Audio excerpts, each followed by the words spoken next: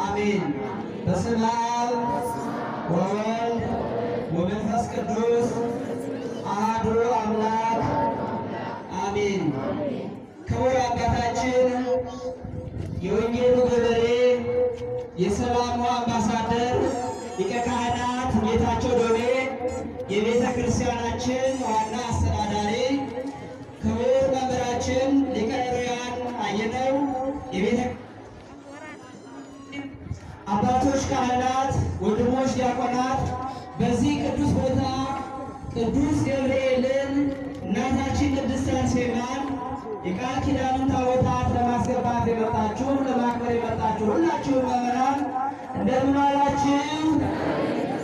እንደምን ሰነበታችሁ? ለዚህ ዕለት ያደረሰን እግዚአብሔር ይመስገን ብላችሁ አመስግኑ።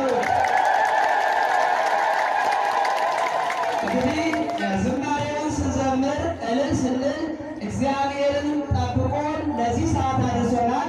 ለዚህ ሰዓት ያደረሰን እግዚአብሔርን አሁንም በድጋሚ